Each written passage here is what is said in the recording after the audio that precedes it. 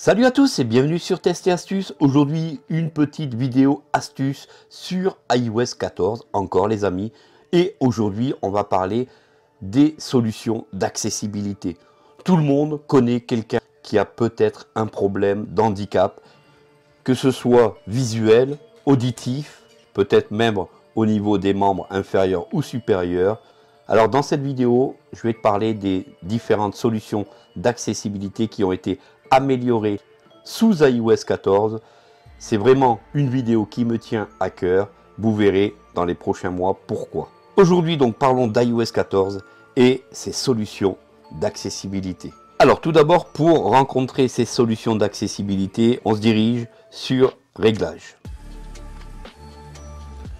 Une fois dans Réglages, déjà la section accessibilité est sortie puisqu'à l'époque elle se trouvait dans le général. Vous savez tous que la section accessibilité est déjà bien fournie depuis plusieurs années, depuis l'iPhone 4, et s'est améliorée encore et encore depuis l'iPhone 4S et jusqu'à l'iPhone de nos jours. iOS a vraiment eu beaucoup de succès auprès des personnes aveugles, auprès des personnes malvoyantes, avec tous les outils d'accessibilité.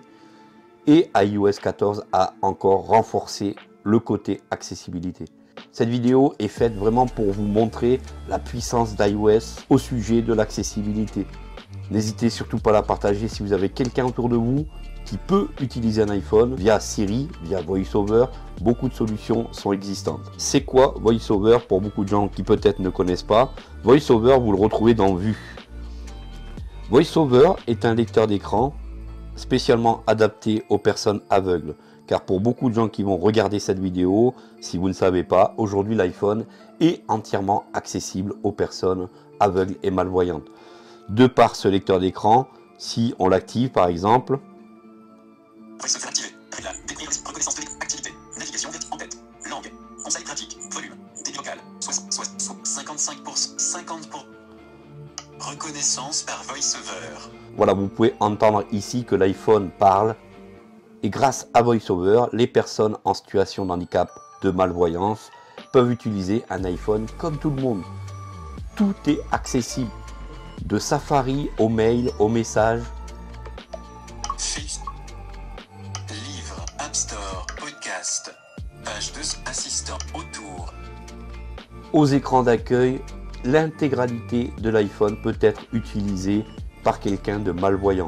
Donc n'hésitez pas autour de vous, si vous avez des personnes en situation de handicap visuel, un grand-parent, un frère, un ami, n'hésitez pas à lui dire que son iPhone peut être utilisé en toute sécurité et en toute accessibilité. Pour l'activer, soit vous vous rendez dans Réglages, accessibilité et vous actionnez le bouton VoiceOver, ou deuxième solution, vous utilisez Siri, désactivez VoiceOver.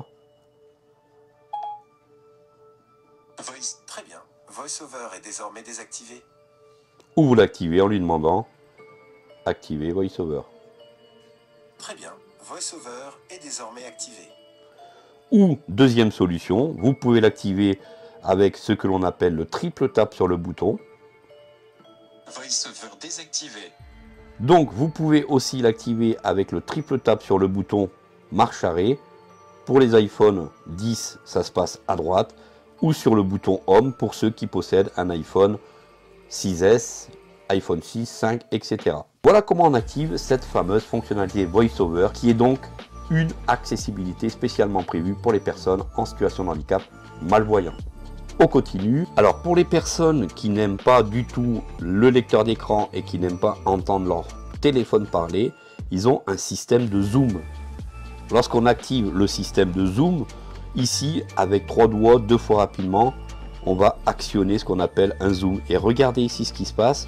On peut, avec 2 tapes, 3 doigts, je laisse poser, je peux augmenter ou diminuer le grossissement sur mon iPhone.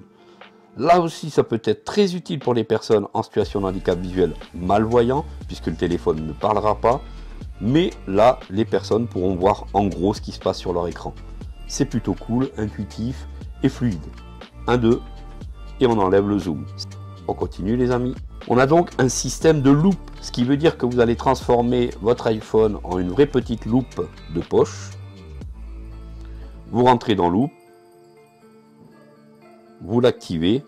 Une fois que vous activez cette loupe pour avoir accès, vous faites un triple tap sur le bouton marche arrêt. Un tiroir s'ouvre et ici, vous pouvez voir que Loop devient accessible.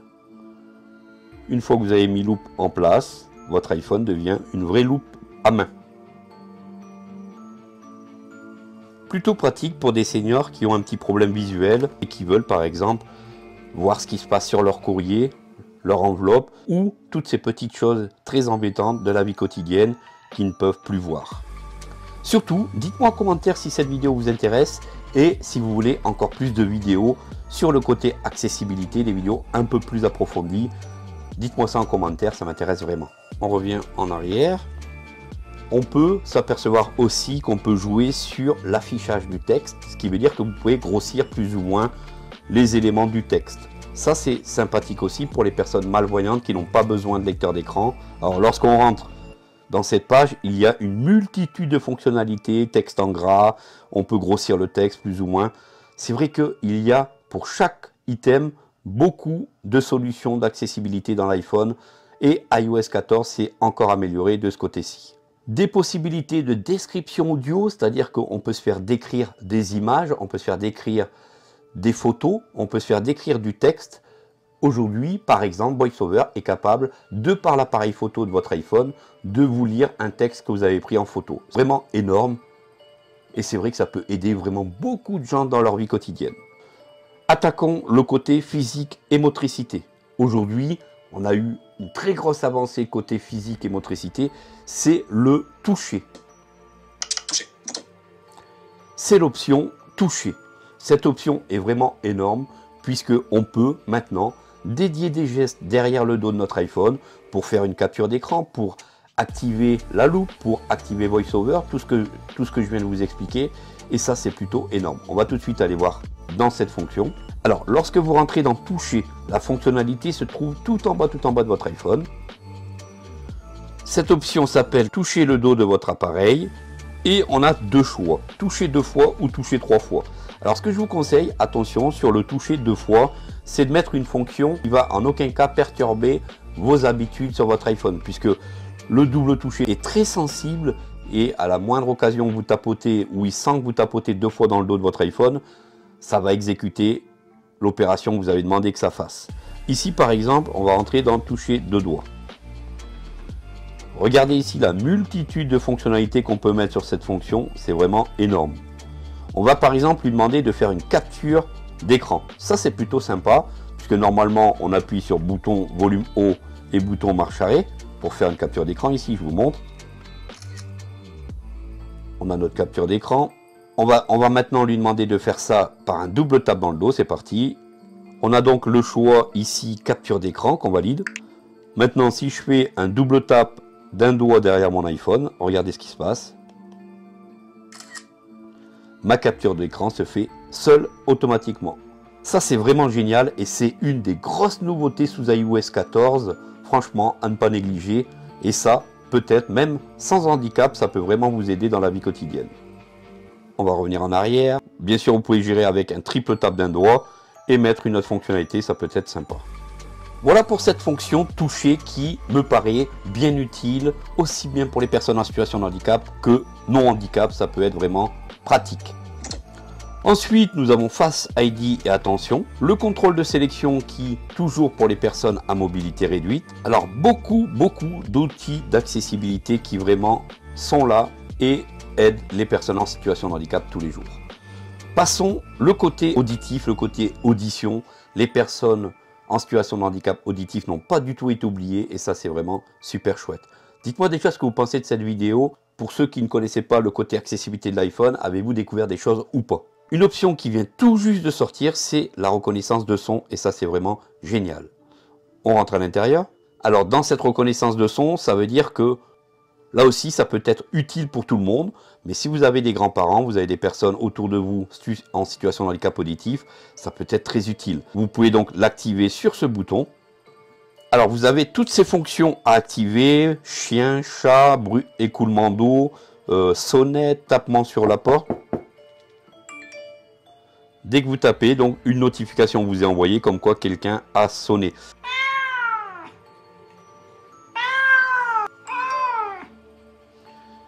Voilà pour le bruit du chat. Franchement, ça marche super bien, c'est le top. Voilà pour le côté accessibilité auditive, c'est plutôt pas mal. Ces nouvelles options, elles sont vraiment le bienvenu. Audiovisuel. Vous pouvez donc activer le flash LED pour alerte lorsque votre téléphone reçoit une notification ou un appel. Ça, c'est vraiment efficace. Votre flash se met en marche dès que vous avez un appel. Ça, c'est cool. D'ailleurs, dans ces nouveautés, vous avez une nouvelle solution pour les personnes malentendantes dans FaceTime. Si une personne parle avec le langage des gestes, cette personne restera au premier plan et les autres resteront en arrière-plan. Ce qui voudra dire qu'une personne malentendante pourra donc avoir une conversation avec son interlocuteur à partir de FaceTime. Si on continue donc juste dessous la partie audition, l'option générale, accès guidé et une des options super géniales pour Siri. Si on rentre à l'intérieur, vous avez donc la possibilité d'écrire à Siri au lieu de lui parler, mais l'option super intéressante ici dans cette fonctionnalité, toujours écouter pour dire Siri. C'est quoi cette fonctionnalité? Franchement, cochez-la, n'hésitez pas, elle est hyper utile puisque grâce à cette fonction, vous allez pouvoir, même si votre iPhone est posé écran face au sol, face au bureau, votre iPhone vous écoutera quand même, vous aurez des possibilités de lancer le fameux dis Siri que vous faites d'habitude et votre iPhone pourra lancer un appel d'urgence au cas où. C'est une fonction d'accessibilité utile pour tous. Franchement, activer cette fonction, c'est super intéressant et efficace. Si je pose mon iPhone face au sol ou face sur un bureau, si je dis quand même le mot-clé, dis Siri, quelle heure est-il? Il est 11h58. Voilà, donc cela fonctionnera quand même et c'est vraiment génial. Voilà pour toutes ces nouvelles fonctions d'accessibilité ultra utiles. J'espère que cette vidéo vous aura plu. N'hésitez pas donc à la commenter, à la partager, à liker cette vidéo et surtout abonnez-vous pour continuer à m'encourager. Et on se dit à très vite pour une prochaine vidéo. Salut à tous!